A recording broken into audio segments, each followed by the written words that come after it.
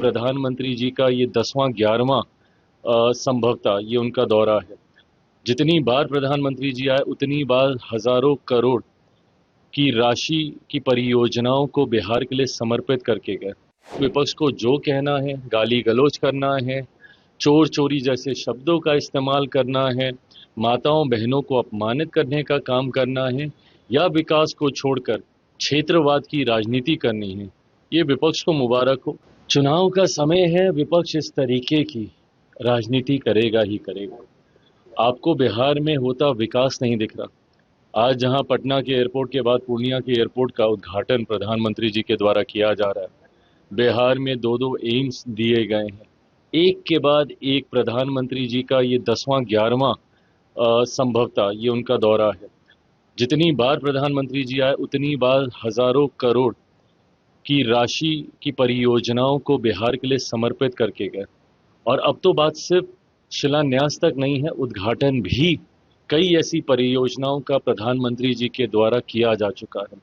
मैं मानता हूं विकसित बिहार बनाने के जिस संकल्प के साथ हम लोग आगे बढ़ रहे हैं, उस संकल्प, उस मुहिम का मजबूती से नेतृत्व प्रधानमंत्री जी के द्वारा किया जा रहा है और डबल इंजन की सरकार का लाभ अब बिहार और बिहारियों को दिखने लगा है।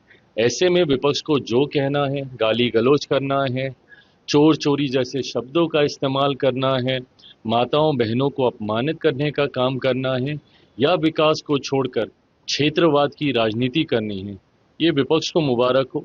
हम लोग जिस लक्ष्य के साथ आगे बढ़ रहे हैं उस लक्ष्य पे बिना भटके, बिना डिगे हम लोग आगे बढ़ने का कार्य कर रहे हैं। जीतन राम मांझी जी ने कहा कि 20 सीट मिले अन्यथा हम 4 सीट पे चुनाव लड़ेंगे।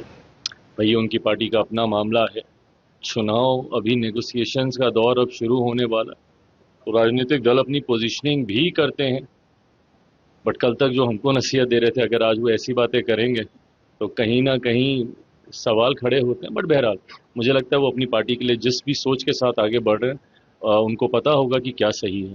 तेजस्वी यादव अकेले लड़ने की बात कर रहे हैं, क्या उनको कांग्रेस से मोह भंग हो गया क्या?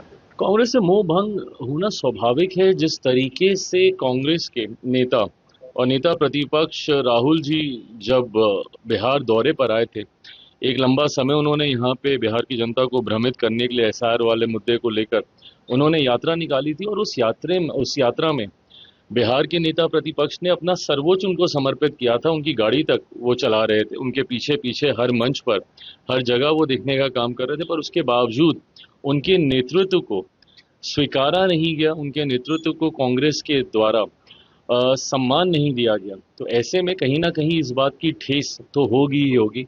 बहरहाल ये गठबंधन के भीतर की बातें हैं। महागठबंधन किसके साथ लड़ेंगे, नहीं लड़ेंगे, बट एक ऐसी पार्टी जिसका बिहार में कोई जनाधार नहीं बचा, कांग्रेस जैसी पार्टी, उसके पीछे अगर नेता प्रतिपक्ष बिहार के अगर ऐसे जाते हैं तो कहीं ना कहीं उनको, उनके कार्यकर्ताओं को इस बात की ठेस तो जरूर पहुंची होगी। संभवतः इस सोच के साथ उन्होंने ये बयान दिया होगा अकेले चुनाव लड़ने का।